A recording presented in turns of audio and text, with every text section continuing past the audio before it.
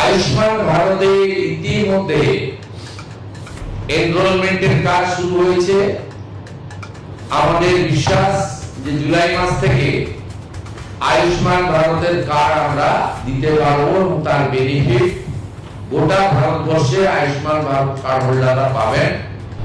जिस योजना पर सालों तक सियासत होती रही, अब वही आयुष्मान भारत बंगाल में शुरू होने जा रही है। पश्चिम बंगाल में स्वास्थ्य व्यवस्था को लेकर बड़ा राजनीतिक और प्रशासनिक फैसला सामने आया है। नववर्णों से आयोजित स्वास्थ्य संबंधी प्रेस कॉन्फ्रेंस में मुख्यमंत्री शुभेंदु अधिकारी ने ऐलान किया कि जुलाई महीने से राज्य में आयुष्मान भारत योजना का लाभ शुरू किया जाएगा। इस घोषणा के बाद राज्य की राजनीति और आम लोगों के बीच नई चर्चा शुरू हो गई है।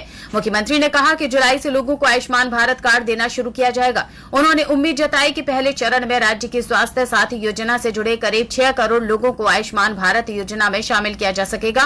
बाद में इस संख्या को और बढ़ाया जाएगा। मुख्यमंत्री ने यह भी कहा कि पिछली सरकार ने स्वास्थ्य के मुद्दे पर केंद्र सरकार के साथ टकराव का रास्ता अपनाया था, जिसकी वजह से राज्य के लोग आयुष्मान भारत जैसी बड़ी केंद्रीय स्वास्थ्य योजना के लाभ से वंचित रह गए।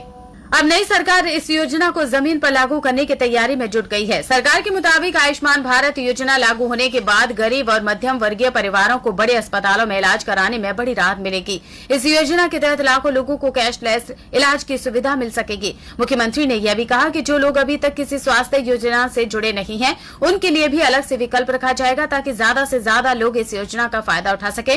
राजनीतिक जानकारों का मानना है कि बंगाल में आयुष्मान भारत लागू होना सिर्फ स्वास्थ्य का मामला नहीं बल्कि एक बड़ा राजनीतिक संदेश भी माना जा रहा है, क्योंकि लंबे समय से राज्य और केंद्र के बीच इस योजना को लेकर विवाद चलता रहा था। अब सवाल यह है कि क्या जुलाई से सचमुच बंगाल के लोगों को आयुष्मान भारत का पूरा लाभ मिल पाएगा और क्या इससे राज्य की स्वास्थ्य व्यवस्था में बड़ा बदलाव देखने को मिलेगा। फिलहाल सरकार की इस घोषणा के बाद लाखों लोगों में उम्मीद बढ़ गई है, क्योंकि इलाज का बढ़ता खर्च आज हर परिवार के लिए बड़ी चिंता बन चुका है। आयुष्मान भारते ইতিমধ্যে এনরোলমেন্টের কাজ শুরু হয়েছে। আমাদের বিশ্বাস যে জুলাই মাস থেকে আয়ুষ্মান ভারতের কার্ড আমরা দিতে পারবো এবং তার বেনিফিট গোটা ভারতবর্ষে আয়ুষ্মান ভারত কার্ড হোল্ডাররা পাবেন।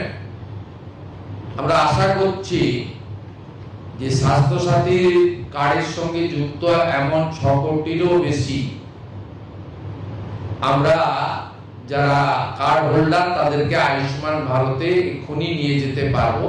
পরে পরে এই সংখ্যা আরো বৃদ্ধি পাবে এবং যারা নতুন করে আয়ুষ্মান ভারতে যুক্ত হতে চান, স্বাস্থ্য সাথীতে যুক্ত হননি, তাদের ক্ষেত্রেও অপরচুনিটি থাকছে। আমরা জুন মাসের প্রথম সপ্তাহের মধ্যে আয়ুষ্মান আরোগ্য মন্দিরের এগ্রিমেন্ট দিল্লিতে করার সিদ্ধান্ত নিয়েছি। সেখানে পশ্চিমবঙ্গ সরকার এবং ভারত সরকার মন্ত্রী স্তরে, আধিকারিক স্তরে উপস্থিতিতে একটি ইভেন্টের মাধ্যমে বা একটি ছোট্ট অনুষ্ঠানের মাধ্যমে আমরা এটা করব। কারণ আয়ুষ্মান আরোগ্য মন্দিরের বেনিফিট শুধু পশ্চিমবঙ্গে থাকা স্থায়ী বাসিন্দারা নন, প্রায় 1 কোটির কাছাকাছি পশ্চিমবঙ্গের স্থায়ী বাসিন্দা কর্মসূত্রে পেটের টানে বাইরের রাজ্যে আছেন বা এডুকেশন নেওয়ার জন্য বাইরের রাজ্যে আছেন, তারাও এই সুযোগ পাবেন গোটা দেশব্যাপী। সেই এগ্রিমেন্ট আমরা জুন মাসের প্রথম সপ্তাহে দিল্লিতে করার সিদ্ধান্ত নিয়েছি।